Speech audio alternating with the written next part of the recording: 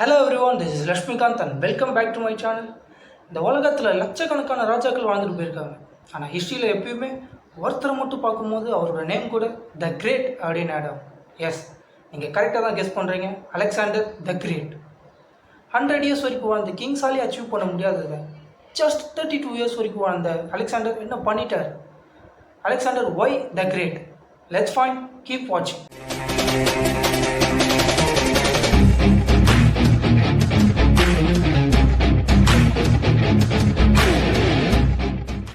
Alexander பார்த்தீங்கன்னா Jesus பிறக்கிறதுக்கு முன்னாடி கிட்டத்தட்ட 350+ இயர்ஸுக்கு முன்னாடி மெசிடோனான்ற ஒரு கிரீஸில் உள்ள பார்ட் ஆஃப் ஸ்டேட்டில் ஃபிலிப்புன்ற ஒரு கிங்குக்கு பிறக்கிறாரு.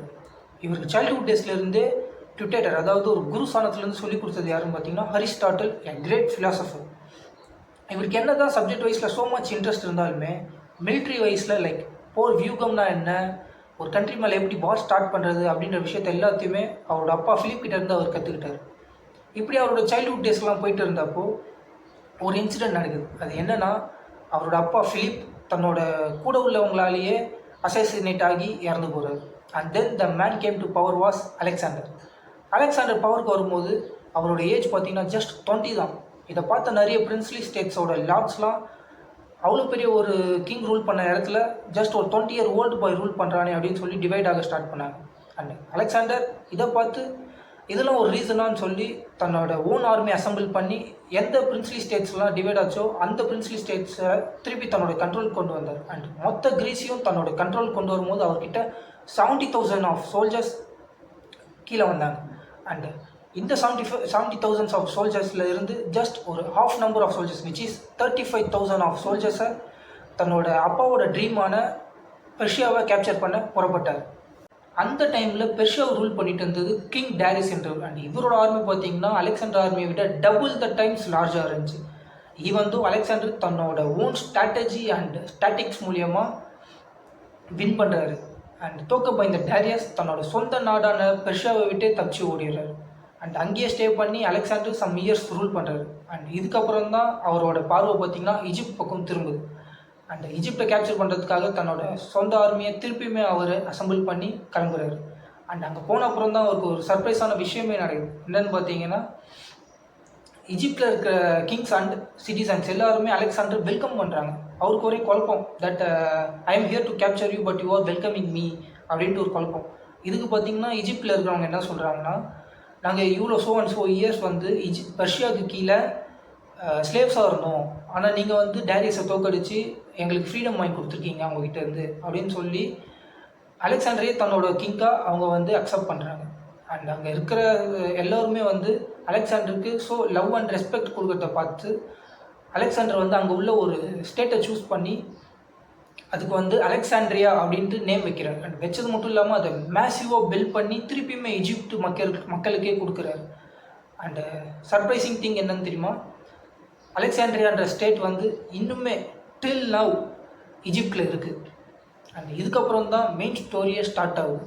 அண்ட் இதுக்கப்புறம் என்ன நடக்குதுன்னு பார்த்தீங்கன்னா, அலெக்சாண்டரோட பார்வை ஆப்கானிஸ்தான், பாகிஸ்தான், இந்தியாங்கிற கண்ட்ரிஸ் மேலே திரும்புது. பிகாஸ் இங்கெல்லாம் ஆர்னமெண்ட்ஸ் லைக் கோல்டு, டைமண்ட்ஸ் எல்லாம் நிறையவே இருக்குதுன்னு கேள்விப்படுறாரு. அண்ட் கேள்விப்பட்ட கையோட பாகிஸ்தானையும் ஆப்கானிஸ்தானையும் கேப்சர் பண்ணுறாரு. தன்னோட ஃபுல் எஃபோர்ட்டையும் போட்டு கேப்சர் பண்ணுறாரு. அண்டு இந்தியாவுக்குள்ளே வர்றதுக்காக அவருக்கு பஞ்சாப்புங்கிற ஒரு பிரின்ஸ்லி ஸ்டேட் தடையாக நிற்கிது. அண்ட் அந்த டைமில் பஞ்சாபை யார் ரூல் பண்ணாருன்னு பார்த்தீங்கன்னா புருஷோத்தமன்கிற ஒரு கிங், இங்கிலீஷில் வந்து போரஸ்ன்னு சொல்லுவாங்க. அண்டு போரஸை வந்து அலெக்சாண்டர் ரொம்ப கேஷுவலாக திங்க் பண்ணிட்டார். என்னென்னு பார்த்தீங்கன்னா, ஒரு ஸ்மால் கிங் தானே, ஒரு பிரின்ஸ்லி ஸ்டேட் தானே, என்ன பண்ணிட போகிறாரு அப்படின்னு திங்க் பண்ணிட்டார். ஆனால் போரஸ் பார்த்தீங்கன்னா அலெக்சாண்டர் தன்னோட லைஃப் டைம்லேயே நினச்சி பார்க்க முடியாத அளவுக்கு ஒரு விஷயத்த பண்ணுறாரு. அது என்னென்னு பார்த்தீங்கன்னா, ஜெய்ஜாண்டிக் அனிமலான எலிஃபென்ட்ஸை கூட்டிகிட்டு வந்து போர்க்களத்தில் நிற்கிறாரு. And after first day of பேட்டிலில் அலெக்சாண்டரோட ஆர்மி வந்து கிட்டத்தட்ட பாதிக்கு பாதியாக குறையுது. இருந்தாலுமே அலெக்சாண்டர் வந்து பயத்தை வெளிக்காட்டாமல் தன்னோட முழு எஃபோர்ட்டையும் போட்டு தன்னோட நம்பிக்கையும் குறைய விடாமல் தன்னோட ஆர்மி எல்லாத்தையுமே கலைஞ்சு போன ஆர்மி எல்லாத்தையுமே ரீபில்ட் பண்ணி ஒரு மாஸ்டர் பிளான் போட்டு போரஸை சுற்றி வந்து செக்மேட் வச்சு வின் பண்ணுறாரு. அண்ட் வின் பண்ணிவிட்டு அலெக்சாண்டர் என்ன பண்ணாருன்னு பார்த்தீங்கன்னா, போரஸோட பிரேவ்னஸை பார்த்து திருப்பியுமே பஞ்சாப்பை அவர்கிட்டயே ஒப்படைக்கிறாரு. ஆனால் ஒரு கண்டிஷனும் போடுறாரு. அது என்னன்னு பார்த்தீங்கன்னா, நீ பஞ்சாபை ரூல் பண்ணு, ஆனால் என்னோடய கண்ட்ரோலுக்கு கீழே தான் நீ ரூல் பண்ணணும் அப்படின்னு சொல்லி பஞ்சாபை ஒப்படைக்கிறார்.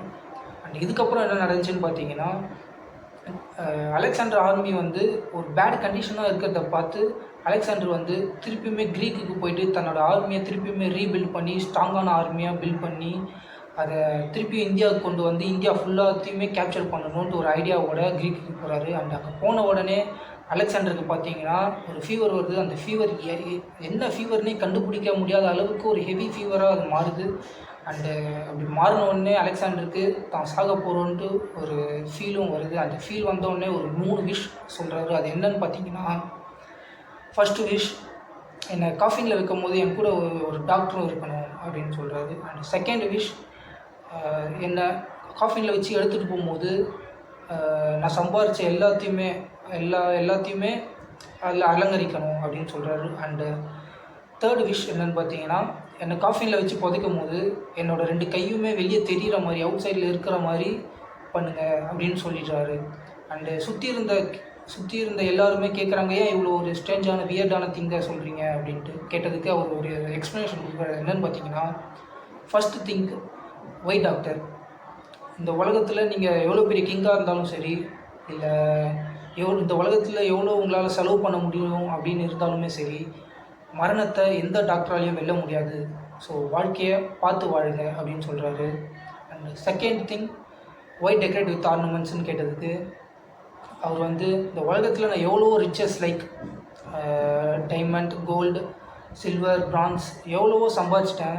ஆனால் நான் கடைசியாக போகும்போது எதுவுமே என் கையில் நான் கொண்டு போகலை, எதுவுமே நான் எடுத்துகிட்டு போகலன்ட்டு எல்லாருக்கும் தெரியணும் அப்படின்னு சொல்கிறாரு. அண்ட் தேர்ட் திங், லாஸ்ட் என்னன்னு பார்த்தீங்கன்னா, எதுக்கு கை 2 வெளியேன்னு கேட்டதுக்கு, இந்த உலகத்தில் என்கிட்ட எவ்வளோ பவர் இருக்குது, என்கிட்ட எவ்வளோ பெரிய விஷயமும் இருக்குது, ஆனால் நான் கடைசி காலத்தில் எதுவுமே கொண்டு போகலை, என் கையில் எதுவுமே இல்லை, கடைசியாக எதுவுமே கொண்டு போகலைன்ட்டு எல்லாருக்கும் தெரியணும் அப்படின்னு சொல்கிறாரு. அண்டு இது 3 விஷயம் பண்ணாங்களான்னு கேட்டிங்கன்னா, இட்ஸ் பிகம் ஸ்கெட்சி. ஏன்னா தன்னோட 32 வயசில் அவர் சாகுறாரு. அண்டு இறந்த அப்புறம் அவருக்கு வந்து என்ன நடந்துச்சுன்ட்டு யாருக்குமே தெரியாது, no one knows.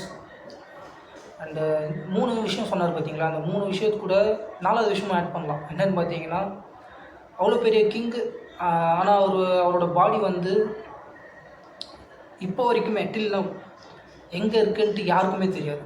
Even history also don't no.